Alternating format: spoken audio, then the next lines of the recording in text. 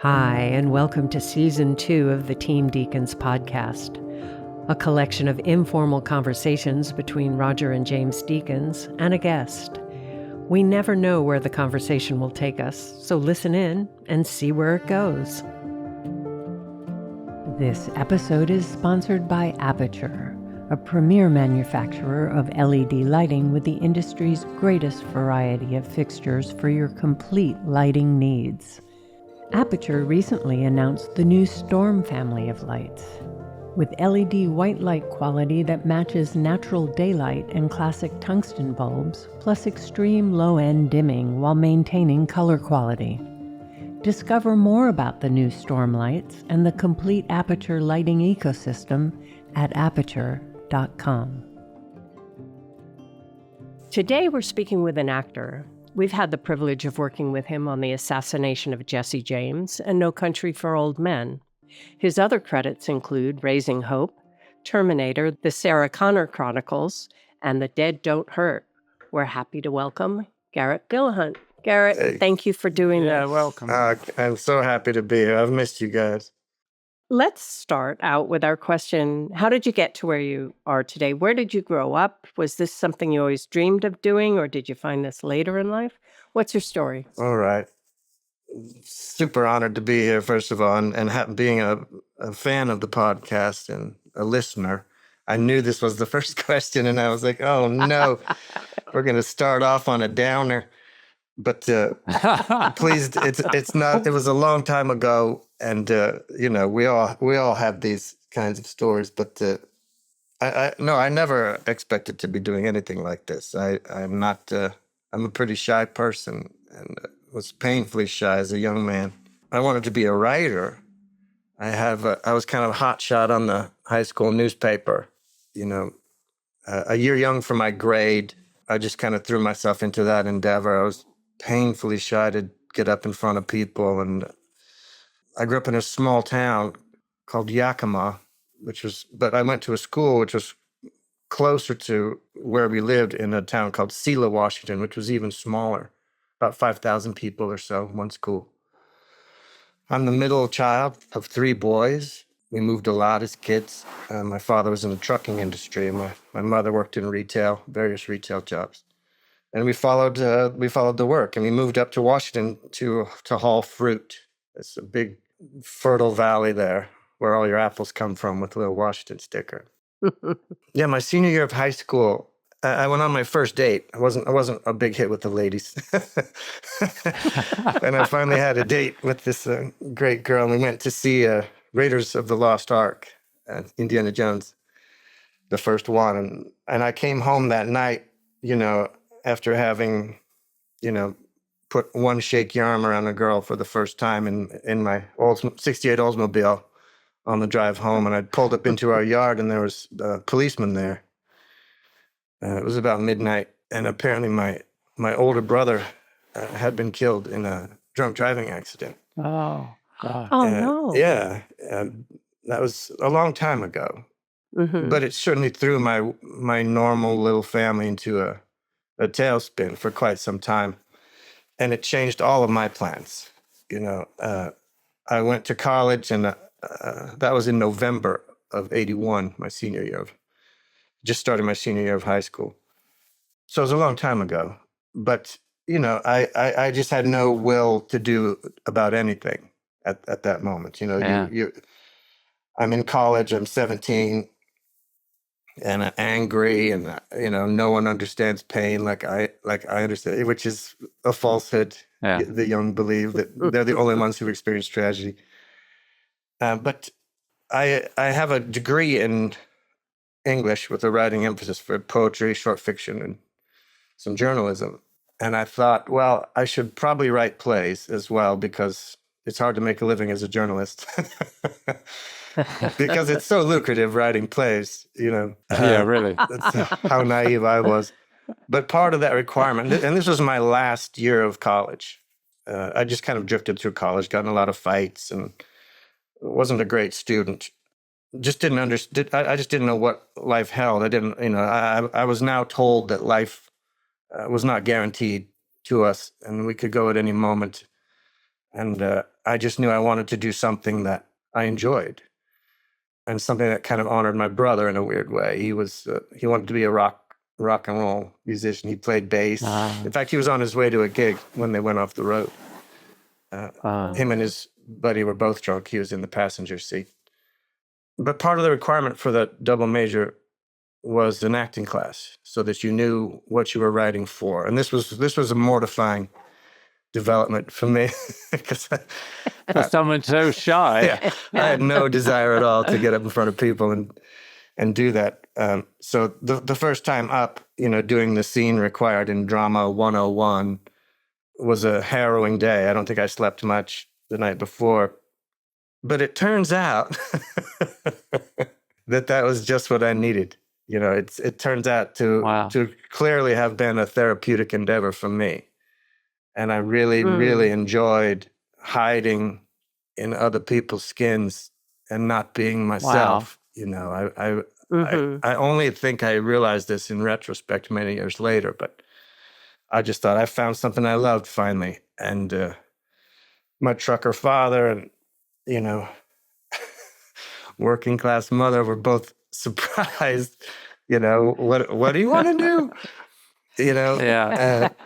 But I threw myself into it. I was doing scene work for my own acting classes. I did scene work for the directors when they needed actors. I did scene work for the playwrights. I remember being up all night, just running from rehearsal to rehearsal all across campus, and I could not have been happier. I just loved it. And it was a habit that I think I was developing unbeknownst to myself as well. Just don't stop. Just go from one thing to the next. Keep running, keep hiding. Anyone but me was who I wanted to be. So, and then I'm out of school with a whole year of acting training under my belt. And found in myself at loose ends in Seattle. I went to University of Washington for undergraduate work. And I worked around town for a year doing little plays. There was a real theater boom there at the time. I think there was something like 250 independent theater groups operating at one time. It was just a massive amount of creativity at play. But it quickly became apparent that I really didn't know what I was doing, and I needed some training. So I carpooled with about 4 other people down to San Francisco, where they were holding auditions for graduate schools. At that time, now I think you just do it online, or they audition everywhere. But at the time, they only met like large groups of schools would send representatives to New York, Chicago, San Francisco, and you had to get to one of those places to audition. And mine was San Francisco, and I had no money. I was working as a security guard at the time at a bank overnight, so I would practice my monologues and stuff. And I think I had 13 ready to go and a few songs, like as if anyone would. I really missed that work ethic, boy. But I crashed the auditions there. I didn't have money for the fees, because it costs money just to apply. $65 just to apply, and I just didn't have it. So whoever had an open slot and would see me, I would audition for. And some wouldn't, Juilliard and Yale, their slots were full, or they just didn't operate that way. But 3 or 4 did. And I got into a few schools. And one of them was NYU, the graduate acting program at NYU. And I chose it just because I'd never been east of Montana in my life. And it turns out to have been a very fortuitous decision for me. That seems to happen to me a lot, I think. Just Mr. Magooing my way through this life. But I really benefited from that training, great people there at the time, and got out of school in 91. My first job was with Tim Blake Nelson was in it. I know you've spoken to him, and just a lot of really great actors that I'd been hearing about from other programs were all in this Carol Churchill production of Mad Forest. It was very successful. We moved uptown. Was it a play, a theater? Yeah, sorry. It was as opposed to Carol Churchill play about the Romanian Revolution. Wow. Yeah. And it ran forever. I must have missed that. Yeah, it ran forever downtown, and then moved uptown for a while. And And it cemented a lot of friendships with some really talented people there, and set me on a road, I think, that I'm still on. It's been a good one. So did you do a lot of theater, though, in the beginning? And how did you make the switch over into film or television? Well, I think because of why I started doing this, I really didn't have any plan about a career. This was pure escapism for Garret and hiding out and therapy, and so I never thought, when you're young, you think, I'll sleep in a hallway. I don't care. I can sleep on stone. This is all I need. Just this box and a play, and I didn't have a plan for any furthering of my career. I just thought I would probably be doing plays forever. And I was happy about that. I just wanted to be not myself and do things that I was proud of. But then after a while, you get hungry. I remember literally in my apartment in New York, I had this place that I rented for about $275 a month. Just a tiny space. Where the shower was, the walls were built to the sides of the bathtub. That's how narrow that room was. And I think the bathtub was painted with like house paint, white house paint. Yeah. And I didn't know where dinner was coming from. I've been doing plays nonstop for about 7 years. And you know how they pay. They don't pay well. And you sort of fall into the red and then dig yourself out. Then you're in the black. And then the play closes and you slowly fall into the red again. And Broadway and off-Broadway, all over the country, Steppenwolf. I did Tim Nelson's play at Seattle Rep. It was just great fun and it's a great thing to be young and a sort of footloose actor. Yeah. But I was hungry. I didn't have food in the cupboard, and I thought, I went outside and I was walking like literally not knowing where dinner was going to come from. And I ran into a school chum of mine, and he was like, "Oh man, you're doing so good. I saw that review in the Times, and I remember just staring at him and thinking, oh my God, I'm doing good? I'm starving. What am I going to, I got to mix this up a little better. And so that's when I started looking for film and television roles. I went to LA for my first pilot season, and back when there was pilot seasons, and there was a ton of stuff to audition for. And I got like 3 pilots in my first season out there, and I just thought, what have I been waiting for? They're just handing these things out. I wish I'd have been a little more selective, in my choices sometimes.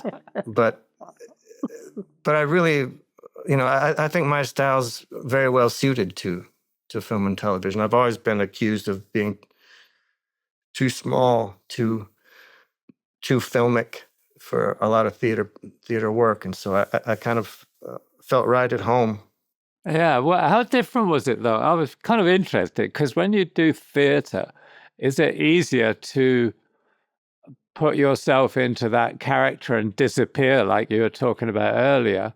But when you're doing TV or film, it's like so different, with the crew, and it's in pieces. And how do you stay in character, the character you want to immerse yourself in, Well, I can't say I was always successful at that, but neither was I on stage. I think there's just as much distraction on stage. I mean, there's a live audience there that's crackling papers and doing all kinds of things to pull you out, of this moment. But you just develop a focus, I suppose, and a technique to stay. And also for my part, and this isn't just blowing smoke, Roger. But by the way, I listen to the podcast and I see when people try to steer it toward praising you and things you do, and you so deftly steer it right back on course. Yes, right.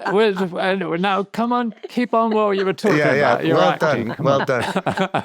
But I was going to say, what really, I think I've been very fortunate with the camera ops and the DPs that I've worked for. A lot of DPs that I get to work with operate as well, like you do. And they're truly some of the best scene partners I've ever had, and I loved photography, and apparently I'm a sort of a frustrated DOP, and writer myself, because these things I have such admiration for are not things I do or know much about, it seems. But I really have always felt from Deadwood on, I think, just a real kinship with whoever's on that camera. And I can feel them wanting me to be good, contributing their own sort of motion to the dance, and I feel, it makes me feel very secure. And I can tell when they think I'm doing a good job, and it gives me a great encouragement. I get a kick out of exciting the crew, I think it's really important, talking from my perspective as cinematographer, is creating that space where the actors feel comfortable. And it always seems so odd too when the actor comes in and wants to pretend that no one else is there. Yeah. Which some do, Yeah. Val Kilmer. Val Kilmer always wanted. Very sweet, but Really? why is that person in my eye line? Well, he's trying to record, trying to film you. Yeah. I've always wondered about that, and maybe this is a backdoor way to get you to say something about it. But do you feel that way? Like, help me out. Are you? I don't know what you see, but the good ones seem to see stuff that's happening often that others don't. And like, I remember sometimes you would slightly change a shot in Jesse James, or based on what you saw someone doing. Does it excite you, or is it, or does it make you? Do you feel like you're having to hijack your own plan, and or does it? No, excitement really. I mean, it's it can be frustrating when you thought something through and then it changes, but then you've got to see, well, the whole thing is organic that way.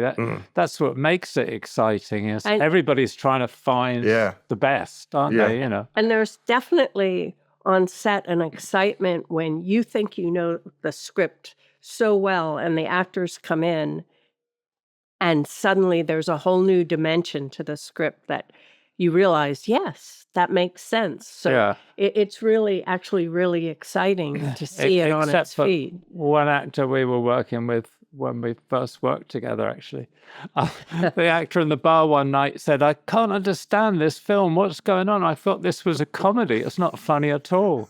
And we're going, it wasn't a comedy. It wasn't a comedy?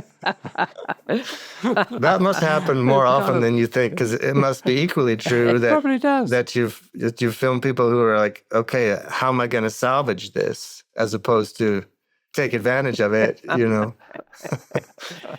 I don't know. I think the thing is, I wanted to ask you, actually, like, we got things we want to ask and talk about, but what's it like doing something like where you're coming in to do a smaller role on a movie?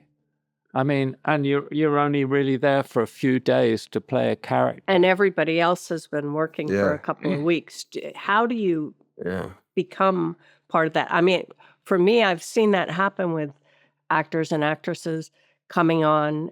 I always make it a point to go up and talk to them because you realize that, it can look like a closed system. Yeah. Well, I've had bad experiences, with that, and it's my own doing. We'll talk about Jesse James later, because that was kind of an odd one. But the first thing that came to my mind was 12 Years a Slave. I worked with Brad on Jesse James, and so they had reached out and said, "Would you be willing to play this part?" And I don't know if it's been a good thing or a bad thing for me, but I've always tried to not care too much about the size of the role, and just tried to think about the quality of the project. And if it's something great, I just want to be a part of it, And I remember they reached out to my representatives and sent this script and said, "Garret, be willing to play this part?" And I was like, yes, immediately yes. Steve McQueen, Sean Bobbitt. And at the time, Lupita Nyong'o had just graduated from Yale. And as is often the case, the industry at first didn't know what to do with a black woman, or especially a dark-skinned black woman, And my manager sort of snapped her up, and she had Lupita. And when I got that offer, she said, and do you have a Patsy yet? And they were like, no, we've auditioned about 300 people, but we still... She said, well, I think I have her. And it was Lupita. So that's a huge role. And you know what happened then for her after that part. Right. And I came to set later. She'd been there a while. And I remember Dee, my manager, saying, okay, now look out for Lupita. This is her first movie. You know, check in. I showed up and I'm nervous. And she was like ruling the roost. And I said, I think Lupita's fine. Can you tell her to put in a word for me? You know? Yeah, right. But we showed up, and the first scene we're shooting is this scene where Chiwetel's character, Simon, has been whipped for not picking enough cotton.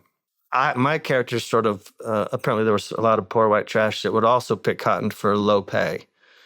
I picked less cotton than anybody, but I wouldn't get whipped, my character, you know. And so I'm in the slave quarters, literally, you know, daubing alcohol on the whip marks on Chiwetel's back, complaining about my lot in life, that I can't believe I'm here, you know, picking cotton like, you know, just, and they're all having to sort of bite their tongues. And that's my first scene. And I've showed up, and there's, you know, Fassbender and Chiwetel and Lupita's there, and the whole Plan B crew that I have a lot of affection for and want to impress. It's late. I've been waiting for a long time. They're running over, they're starting to cut things, and I haven't said a thing yet. They're starting to cut my scene. And I'm starting to think, oh, I've done something wrong. You know, I'm bad at this. And you're trying to find the vibe on set at 2 a.m., you know, so you can fit in. And I felt, you know, and Steve would come in and give me the strangest directions. You know, he ran in one time and he was like, Garret, he sort of stutters when he's excited. You know, he says, you're prison, but you're not prison. You're prison, but you're not prison. It's a quality you have. And you look at me like he just dropped some amazing penny in the well and then run off. And I was thinking, like, does he mean me personally or the character? Or should I have that? Is this just an observation? Action, you know, and rather than say, I have the, you know, wherewithal to say, like, I don't understand what that meant. What are you saying? You know, or to get some clarification. I just kind of go with it and pretend. And I just felt like I was cocking up the whole thing. And I remember just being up the rest of the entire night, you know, walking in this field outside the hotel, smoking cigarettes, beating myself up about like, why didn't, and then I remembered, you know, he's a photographer. He doesn't necessarily know yet how to talk to actors. And the next day was a completely different story, you know, and then suddenly he's like, you know, I want you in every movie I do, and what would you like to play? And I know that I've spent a lot of my life, unfortunately, and maybe this will be a benefit to someone who listens to it, a lot of my career, I should say, feeling like, you know, I don't really belong here. You know, you don't want me. You don't want to hang out with me, or, you know, you start putting yourself in these boxes, and it's amazing to be as old as I am and as experienced as I am and still struggling with those kinds of demons, you know, and those kinds of things that happened on Looper as well. And it's really interesting how so a long answer to your question. It seems to take me about a day and I need to mess up once. To find my feet. Well, you mentioned Looper, and now I'm interested. What happened on Looper then?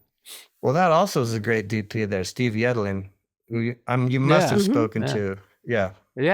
Something about the great DPs, and again, not blowing smoke, but I talk about you a lot, Roger, when you're not around. There's a calmness to them that just permeates the whole set. You might not really be calm, but you seem calm and you seem indefatigable. You know, you're also operating. You're just standing there, and I'm like, this guy, he's got at least. You know, I should be an actor, because it's not me behind that at all. Behind that is somebody that's actually as insecure, nervous, and shy as you were as a kid, I think. So anyway, sorry. Interesting. But no, that's good to know, because I suspect there's more of that than maybe both of us realize. Yeah.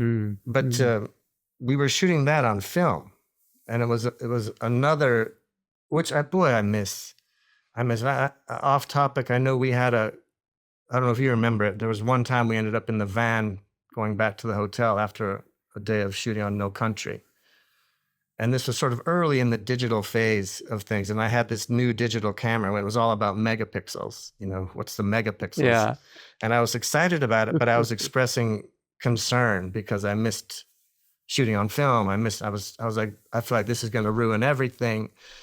And I was saying it partially, I think, because you were in the car, and I figured you probably felt this way too, because, you know, I've been watching your movies since, you know, Sid and Nancy, you know, and you were the opposite of what I expected. You were, you know, once again, you were sort of very calm, at least outwardly, and you expressed sort of excitement about the possibilities that it was presenting, that it, you know, this could actually be a pretty wonderful thing. And it changed my whole sort of outlook on the future, at least in terms of digital photography.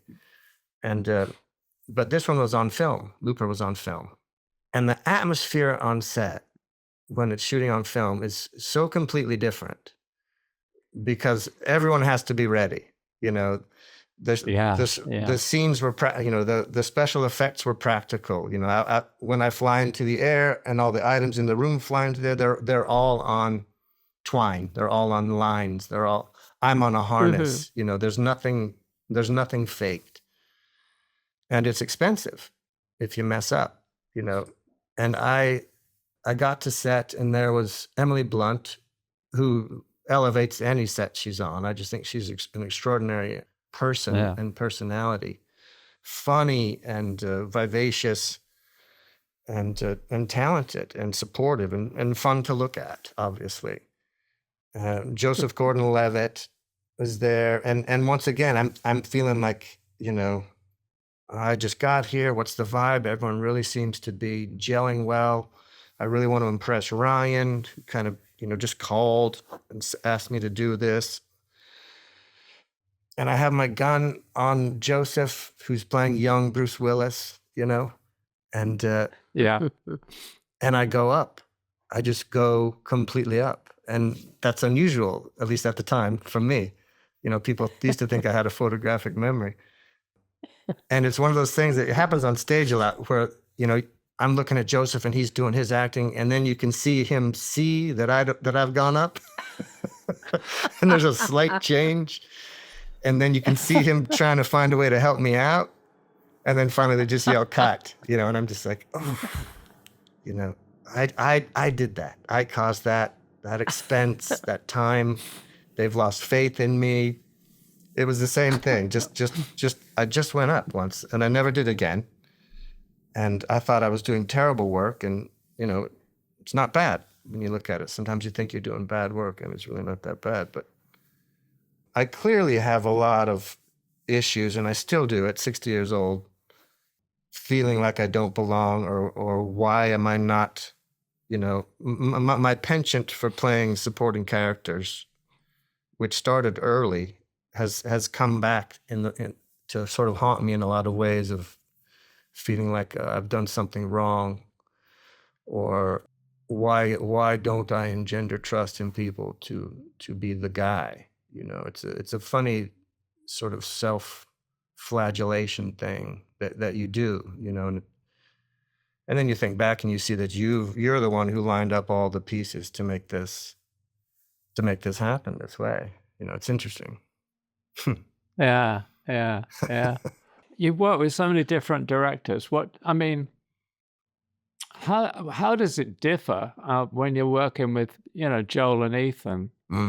As a pair, you know, on No Country for Old Men, which was quite a large, important part, but you weren't there every day on the set. Yeah. And the same on Jesse James, really, with Andrew. Was that very different experience? Oh, come on. That's definitely different. That's why I'm asking you. It was for me. Yes. I'm aware only in lore of the differences for you, but once again, I couldn't tell when I was on set. And I don't know why. Good. Only in this moment am I realizing, I know that those films were the same year, and I often talk about, like, I got to go from one film to the next with Roger Deakins. I mean, that was amazing. But if you remember in Jesse James, I was originally cast as Charlie. Right. And I had to change a TV conflict. Again, the fear thing coming back to bite you in the ass. If I could impart anything to anyone in any profession who might be listening to this, it's don't make decisions based on fear. And mine post-Deadwood was to grab the first thing that came along my way, which turned out to be something that completely messed up Jesse James for me. But very kindly, they gave me that other part, the Ed Miller part. So I was coming into Jesse James with a little bit of, dang it, you know, I messed up, you know, I've ruined everything. That could have been me or whatever. And on No Country, you know, I read for Llewellyn from Moss several times. Every time, you know, a more famous person would fall out, you know, and I really wanted it. Tim Nelson recently told me, he was like, I remember when Joel and Ethan called me and they said, hey, that guy you recommended, he's really good, but he's not a leading man. He's a character actor. And he said this to me like you'll be pleased to know this. I think he saw my face of like, oh, clearly I've been thinking the wrong thing about myself for 40 years. And he said, oh, I think that's a compliment. But so it was two films back to back where I was kind of coming in feeling like, oh, this was a consolation prize, you know, these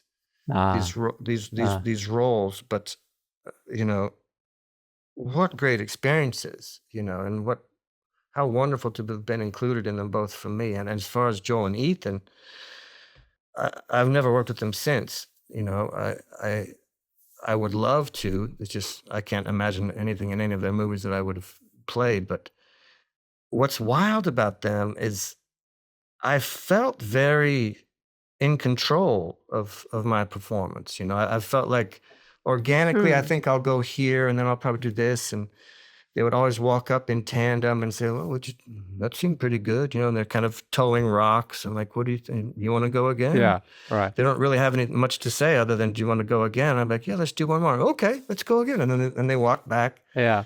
And then you see what you shot and you see the storyboard and it's exactly the same. And I'm like, how did they trick me into doing that? Yeah, it's so interesting because I've talked about that a lot. And every film I work with them on, it's the same. It happened like that. Wow. And they would never show the actors the storyboard. Yeah. But after a while, the whole rehearsal would, you know, you might sometimes start out and think, oh, this is very different.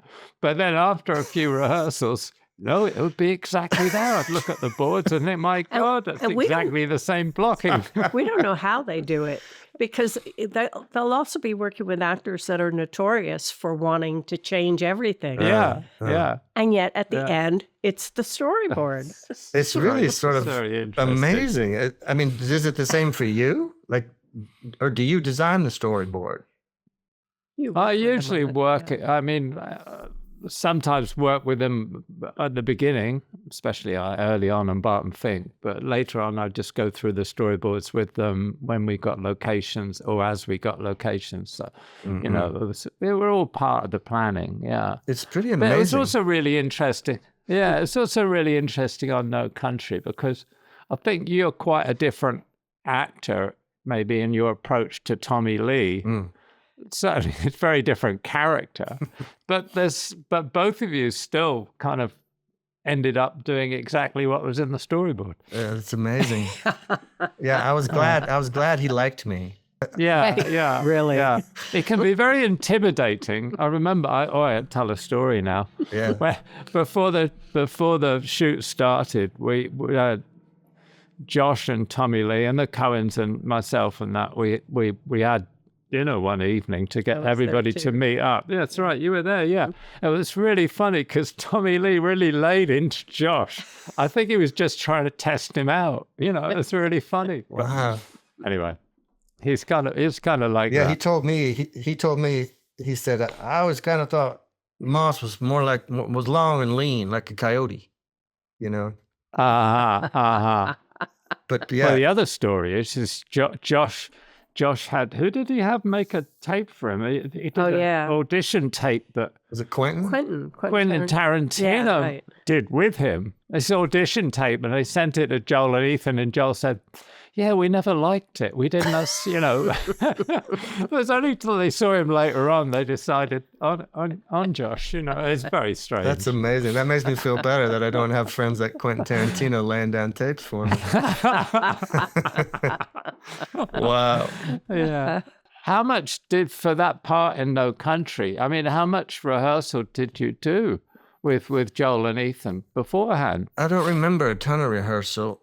Yeah. Other than on the day, we had that. Yeah. I don't know if you remember this, but they had this whole thing before we started shooting where they would get together with everybody in like the hotel conference room and just kind of go through all the scenes that they were in. Yeah. And me and Tommy did that. That was day one of my arrival in Santa Fe. I think we were staying. And, I guess I'll tell this story. It doesn't matter. We went to this conference room, and the hotel doesn't know what we do, so they've laid out. It's like a business meeting. They have pads of paper and pencils and pitchers of water and dishes of these little individually wrapped candies, little colorful cellophane. And it's just me, Tommy, and the Coens in this room, and I'm nervous. I mean, my heart's just beating out of my chest. I'm the only one in the room without an Oscar. So I'm just like, whoa, I can't believe I'm here. And we're reading through the scenes, and I don't know, I'm just reading randomly from a book as if this is the script of No Country. And Tommy's reading his lines, I read my lines, and they'll say, like, well, any questions on this scene? And if we did, we'd talk about it. If we didn't, we'd move on.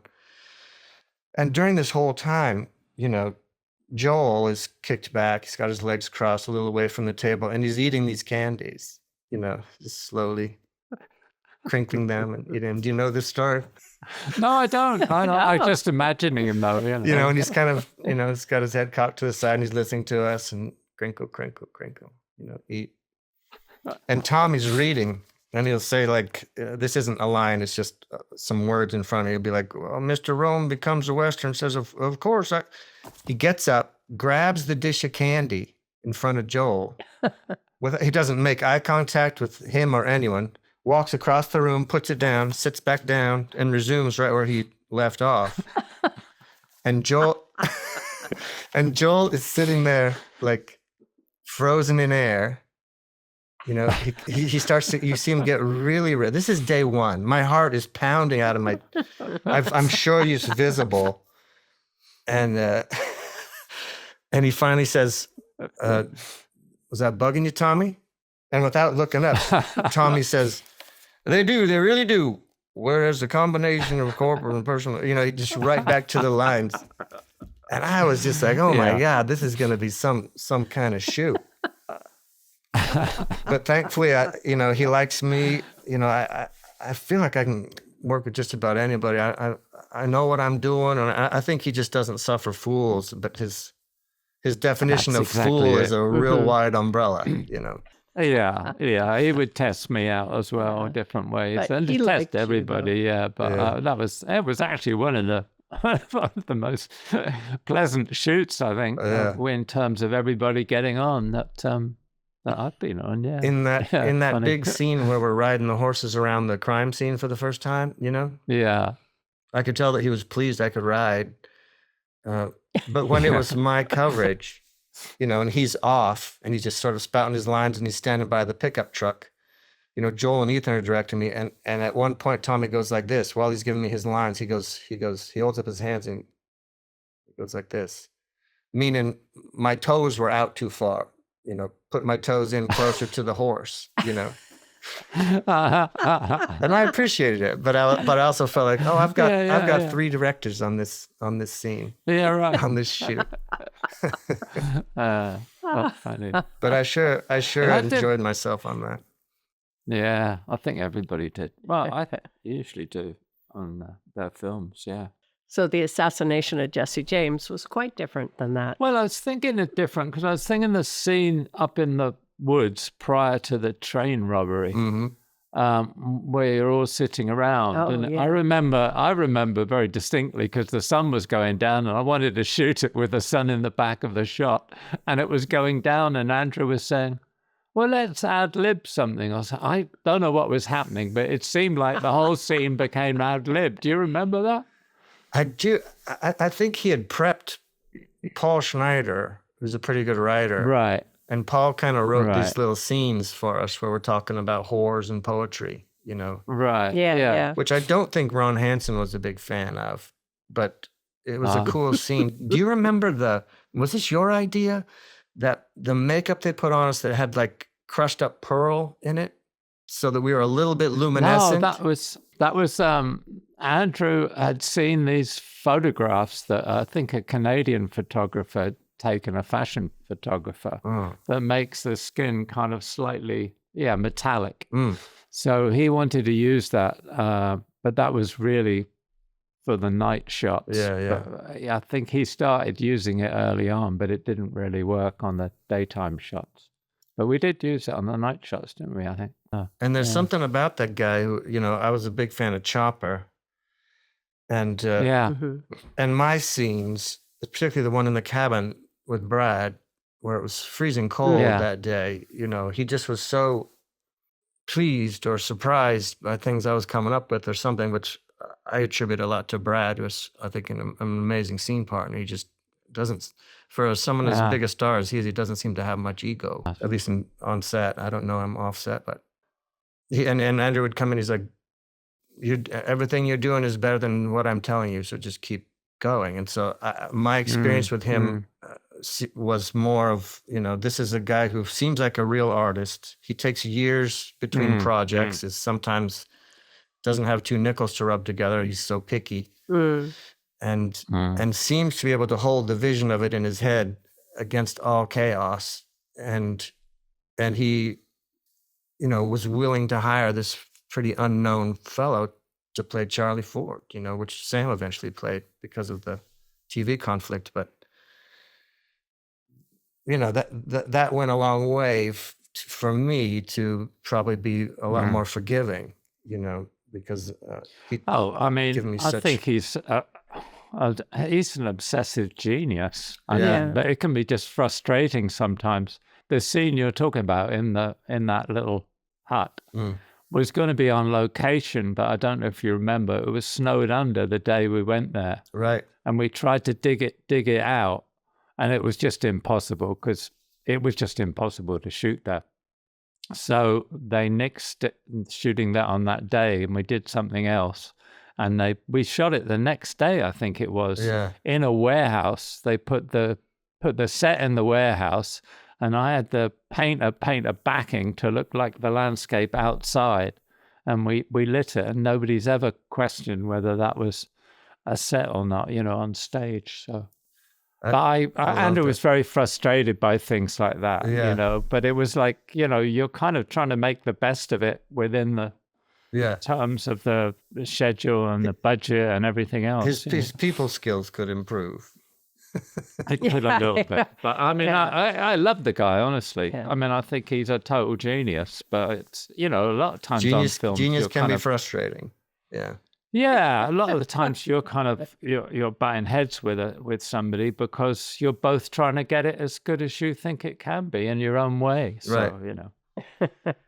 Well, I had such a ball with you on that, and I loved that scene in the room, and you were the third scene partner in there, and I really, there's something about you that makes me, and I suspect other actors, just really want to perform. They want to perform well. Because Roger will get it, That was a great scene. I mean, it was really... They were all great scenes, weren't it? But maybe and then you get the thing... And then we get... Was No Country following that or previous? I forget. It was followed that because Jesse James was like 18 months in the cutting room. Yeah, or 2 years. So. Yeah. 2 years. Yeah, what a palate cleanser for you. And really one of the best adaptations, I think, of a book I've ever seen, No Country. Yeah. I mean, yeah. I think there's a line in the book, when Moss finds the money and the guys, you just see that boot on the other side of the tree, sort of skylined and silhouetted. It's small, but we all know what it is and what's going on. And I think in the book, it describes the guy as being slumped over almost to the ground as if he was examining something very small. And I felt like that's exactly what we saw there. It's really, what a good time. Yeah. I've been very lucky. And then you also did it Against the Sun. Is that Yeah, that's kind of really interesting because it's a very similar film to Unbroken, what we worked on with Angelina Jolie. Oh, yeah.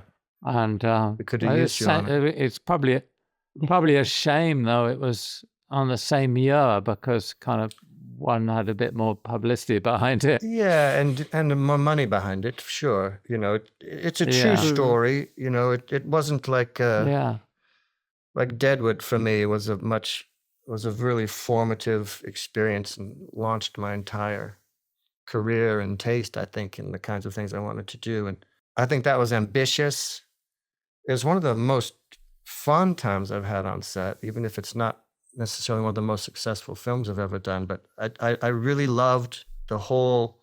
We shot it in Mexico. We were down in the same tanks at Fox Studios that they used for Titanic, which were aging at the time then, but just an amazing piece of technology. And I loved being in the water all day, and the wave machines in the tanks for the storms was just so much fun. And really the camaraderie on that was my favorite part. You know, the Mexican crews were great. Director was super prepared, if underfunded. But we had to lose weight for this. We lost 1 pound a day. Yeah. You know, for 21 days. Wow. Yeah. And we were on a diet, and we had to eat. We ate 5 meals a day that were prepared for us. We had this chef, and we took all our meals together. And boy, it just changed everything for me in terms of food and the importance of eating together, you know, because we were super hungry for a while, you know, but every 3 hours they would stop and we'd eat a meal, and that could be a little tub of Jell-O with 2 blueberries in it. That was a meal. And then 3 hours later, you know, the chef would make us lunch, the biggest meal of the day. The last meal of the day is like a cactus shake or something that tasted horrible, but just something to keep the metabolism firing so we'd keep losing weight. But what I really loved after about 2 weeks, you know, is how much we loved eating together and how delicious the food was. Like we would sit and we would talk about everything because our phones didn't work there. We just was not a good reception areas, and we were in another country. So we had no choice but to be just with each other. And every bite was so delicious. We were just like, did you taste that blueberry and that Jell-O? Oh, that was amazing.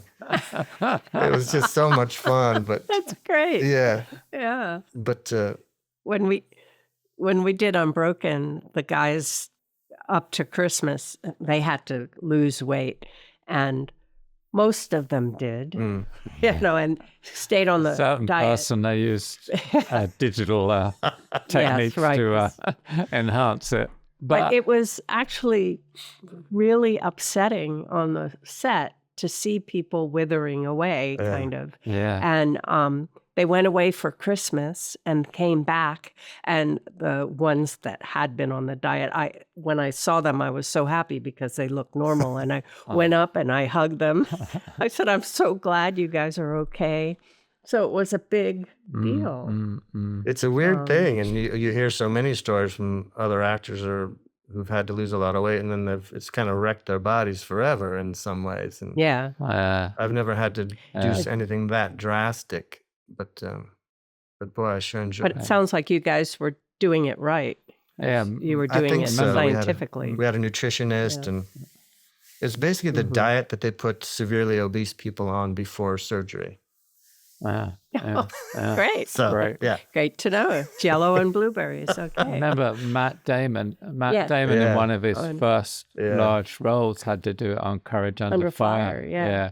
Yeah, but he looked like death. Yeah, was really, it was scary. Yeah. He said it took him quite a while after that to get himself back to normal. Yeah. It's funny how that happens, isn't it? I kind of miss, in a way, those opportunities.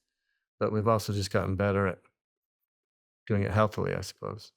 On CG. I mean, Yeah. how do Yeah. you feel now? I mean, what you talk about Deadwood. I mean, what was it about Deadwood that was so significant Yeah. for you as an actor? Well, we touched on it in a lot of ways, talking about, you know, how you feel if something great is happening and you're capturing it, and Yeah. and how you might go like, well, I should maybe do this, and you know, Yeah. just based on what you're seeing, you know, maybe like Andrew Dominic, you know, a lot of ways, but David Milch, I think, is a genius that really set the tone for me in terms of what I was going to be looking for the rest of my career. You know, the kinds of Mm. things I wanted to do. And I'm sure he could be a lot to deal with in the writer's room, but I wasn't in the writer's room. I was out front, and every day he'd come out with pages literally hot from the press, because there Wow. was never a script done before. After the first 2 or 3 episodes, there was never a table read. They just weren't done. There was no scripts done. He was writing as he went, and he was writing based on what he saw, or he would talk to you, and then you realize he'd worked parts of you into the characters, and you're like, what is this guy, my shrink? You know, where is he getting this? But what I loved the most on that set was, I mean, I've always been an ensemble guy, and I think that's the theater talking in me. That's just how it goes. One day you're the prince, one day you're the pauper. But he would come and he'd set this scene every day before we shot in the most poetic way. And we were always wrong about what the scene was about. I think his favorite author is Melville, who said something like, the best scenes are always about the opposite of what they appear to be about. And it was true with him. You know, the rivers of subtext under the dialogue, which is such fun to play. The crew knew they were making something special. The DP of the first couple of years was Jim Glennon. He would pass away, unfortunately. And Joe Gallagher took over, who I also loved. He was a camera operator, and I think he started DPing on Deadwood. I'm not sure of that, but also very gifted. But both of them were malleable in this way, in that they would see that there was just a whirlpool of creativity around the scene, where everyone felt contributive and involved. And if I would do something that David liked, he'd say, yeah. Now say this, you know, because he saw something that you did that excited him, and then he made the dialogue fit that even better. And then Joe or Jim would say, well, if he's going to do that, then we should maybe shoot it from this angle so that you can see this thing behind it. And everybody's just firing and knowing that they're making something kind of special. You know, it's the only job I've ever had where actors came on their day off just to watch. You know, they just wanted to watch. Wow. They just wanted to be there. And I was talking with Tim Oliphant about it when we all reunited to do the Deadwood movie, and I snuck in some tiny part. How it kind of ruined every other job for us, because we've been looking for that experience pretty much on everything else, and sometimes to our detriment and the detriment of whatever project we're on, we try to make the new project that, and then we're sort of the pain in the ass actor. But you know, look, I got to play 2 characters on that show. You know, it gave me a reputation, deserved or not, that I can do anything, and it gave me a career. You know, his faith in me. But isn't it difficult? I mean, in a movie, you know where it's going and you know where the end is. But if you don't know what's happening until the day, how do you deal with that? I mean, Yeah, I guess he's overseeing it to make sure that it makes sense. Yeah. Yeah, but you're right. He's kind of an improvisational kind of figure, and you know, sometimes it worked, sometimes it didn't. You know, Deadwood could never happen today. You know, what made it special killed it. We took 21 days to shoot an episode one time. I mean, 21 days. Whoops. Yeah. Yeah. You know, there's no way anyone's going to sign off on stuff like that anymore, you know, and it was lucky that they signed off as long as they did on this. And I know that was a lot of trouble for some of the actors, especially some of the older actors, you know, who really wanted time to prepare and weren't used to this sort of, all you need to do is know your character, and then here's the lines. And sometimes he wrote in blank verse. I mean, he wrote, there's a beat to this stuff. It's amazing. And I have to have a thesaurus nearby sometimes. Like, what is that word? But somehow it all made sense. Like when the writing is so good, and I found that I could commit great chunks of dialogue, you know, particularly for the second character I played, who was this sort of, you know, murderous, you know, sexually depraved geologist, advanced man for Hearst, you know, and he spoke in like massive poetic monologues, and I found I could commit them to memory almost instantly because it just made sense. But I don't know if I would feel the same today. You know, I sometimes think of the times I've been a little pissy on sets, and I'm like, wow, that sounds like Deadwood. That sounds like I would have had a real problem now. Like, wait, this is insane. Like, I need to know what I'm doing the night before. This, you know, but to a young man, you know, who didn't know that the pay was bad and that this wasn't normal, you know, this was heaven. This was, you know, I felt needed, you know, they're asking a lot of us, and kind of like, you know, my struggles with being limited to supporting parts sometimes, I thrive with responsibility. I want it, and that was heaped on us, you know, every day. You would have been great on that, Roger. Oh my God, you'd have been exhausted. It's a good series too. Yeah. Well, how about you talk about how different it is now? I mean, that wouldn't be made now. What is it like now? I mean, you've been on Fear of the Walking Dead for 41 episodes. Yeah. I mean, how different was that then? Well, I didn't have a great time on that. In fact, I managed to get out of my contract on that and move on. I just felt like I didn't have time left in my life to do something I wasn't super enjoying, even though the character was an amazing one. And I think a lot of your guests have touched on just the speed with which things are done now is just not conducive to that kind of creativity, you know. But I think what might help, the thing that bugs me the most, the 3 words I hate the most on set are just in case. Well, just in case. Yeah. You know, because I often feel like we just kind of shoot everything. Like we're going to shoot this, and this. Move on, this, and then I'll pick later what I want. And that makes me feel completely out of control of my performance, which, you know, we kind of are anyway, but, you know, I have the illusion that I have some control. But also it just seems fearful and lazy, and it's exhausting to cast and crew alike. You know, I much prefer how the Coens do things, you know, that they know what they want and they get that and they move on. You know, that they've crafted the story, and that gives me confidence in them. That gives me confidence in the project, and I know what I have to fill, you know. And also, when they do some coverage, they're not doing the entire scene because they're not going to use it for the entire scene. Right. You don't have to go over it again and again. Right. You're doing it for what that shot is good for. I mean, I probably shouldn't mention too many, but sometimes it's kind of odd when you're running the camera for 5 minutes on a blank wall before an actor opens a door. Yeah. It's kind of strange. But do you butt up against that a lot too, in your side of not things? a lot. Sort of I've been very lucky, the directors I work with, but there's been occasions, occasions in the past where you think that's, you know, like we've got it. We don't need all of that.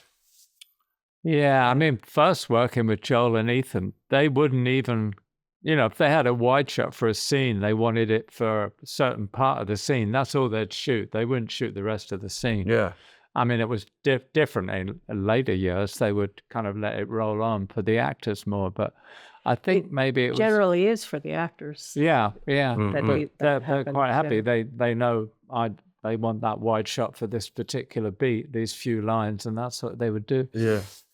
It's interesting. I directed one episode of television. It was the show I was on, and you know, like when actors become directors or editors become directors or DPs become, there's kind of characteristics that each of them always bring, you know? Yeah. And actors tend to bring because we all think like, I'll show you how it's done. It doesn't need to be this hard. Come on. And we're going to do this in a oneer. We love oneers. Like that's all you need. The whole story is told. And, we're amazing. And I had one of those. This was my favorite scene, and it was a great scene, but I had no coverage. I had no coverage in it. I didn't think we needed it. But then we had a time problem. So then what had to go was that entire scene, because I had nothing to cut to. There was no way to shorten it, no way to keep it, Yeah. So I had to cut out one actor's entire performance, was never seen, because that was her only scene. And I was like, this is the know-it-all who thought he knew better and knew, I'm amazed still to this day how many, the facets of all the different jobs that I'm just completely unaware of still. They're still mysterious to me. And it's great to be put in a position where you kind of learn a little bit about that. And you're like, oh, guess I don't know everything. Well, I do think it's a mystery how one film turns out to be so great, and it's just the mystery of the collaboration and the chemistry between all the people, not just the actors, but everybody behind the craft services who are giving you your Jello down in Rosarito. I mean, it's all part of the thing that creates the final thing. I think I've fallen away a little from the sort of, I guess I'll call it the spiritual side of filmmaking that I think I've undervalued some. And as I look at and try to prepare myself, I guess is the phrase, for this last third, and try to decide what is it I want to do? What do I want to accomplish here? Because you're simultaneously learning that it's all kind of silly, but also you want to leave something of note. I don't have any children. I don't have any. What have I done that's of value? And it all comes back, I think, to what you just said. There's the best experiences and the best product always comes from a real collaboration of a massive amount of people, and that's magic and can't be undervalued. A great script helps, but if everybody's on board and there's not some, asshole mucking up the works, you can make something great, I don't know if how you feel about that side of things, but I'm starting to think I've undervalued it. Absolutely.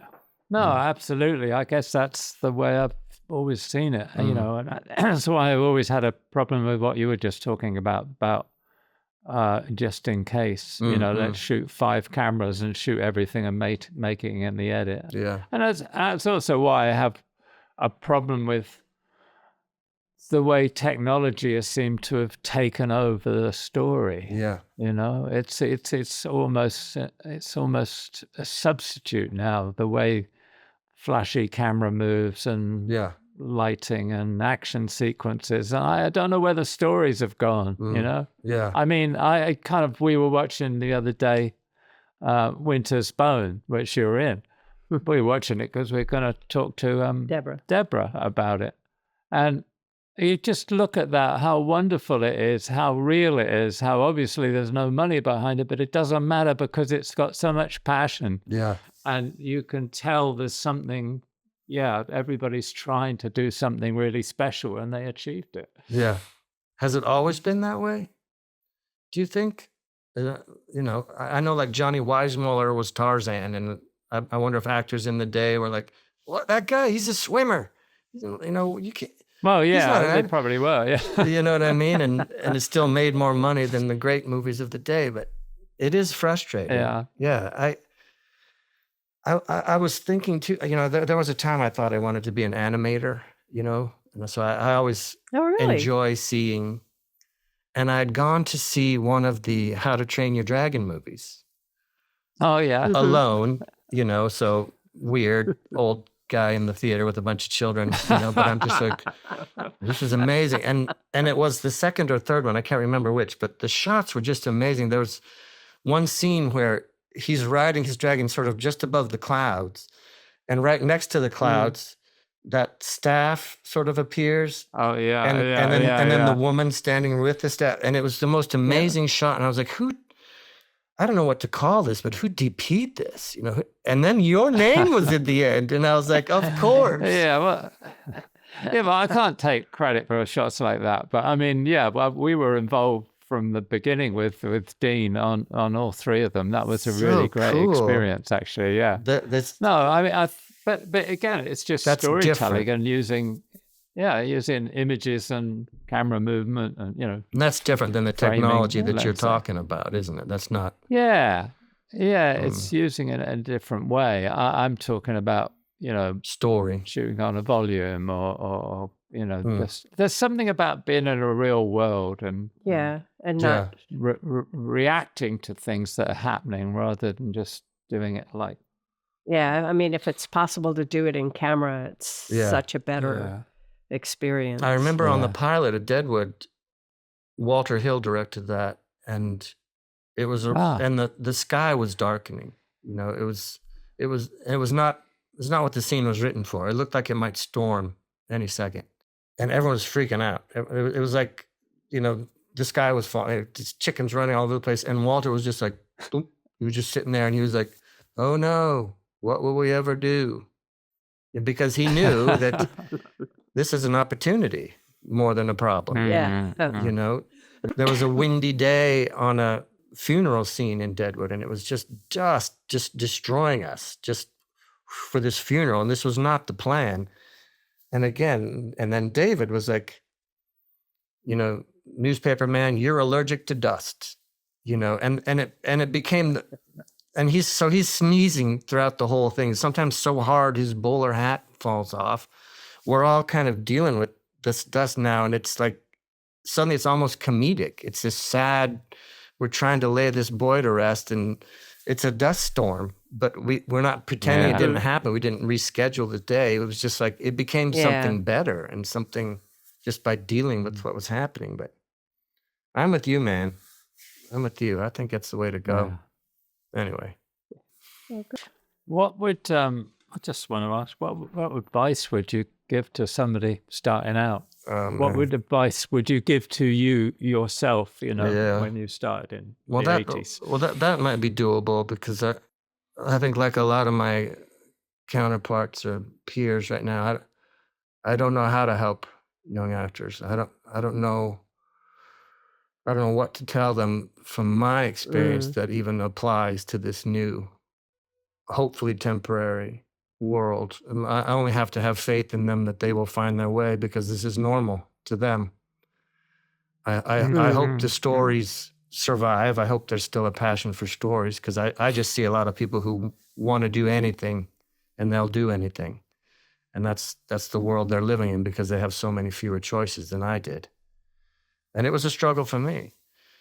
But I think I would have, look, when I was a security guard, and I read this book called Blessings in Disguise by Alec Guinness, and it made an impression on me. It was his autobiography, and it was about a life lived downstage right, or upstage right, instead of downstage center, and the great joy he had being able to disappear into all these different characters. And I just found that so enchanting a prospect, and launched myself down that path with the power of that thought, But I think I would, if I could tell myself something early on and really make myself believe it, I think it would be that, you belong here. You are not an outsider, and there's no reason you can't be whichever thing you want to be here, if you put in the work. So I think I would have benefited greatly from that. And also keep your monthly nut low. I think that's good for anyone. Yeah. Or stay hungry. Yeah. Yes, sir. What a pleasure. Well, thank you for doing this. Very good. It's been wonderful. What a pleasure. Yeah. Thank you. We get wonderful guests like you. Thank you. Thank you, Garret. This has been great. All right. Thanks. If you'd like to sponsor the Team Deakins podcast, let us know at pod@teamdeakins.com. Thanks for listening. If you want more information and further discussion, check out the forums at www.rogerdeakins.com. Becoming a member is free, and you can ask follow-up questions there. And be sure to subscribe to the podcast for more new questions and topics. Also, check us out on Instagram at team.deakins. See you next time.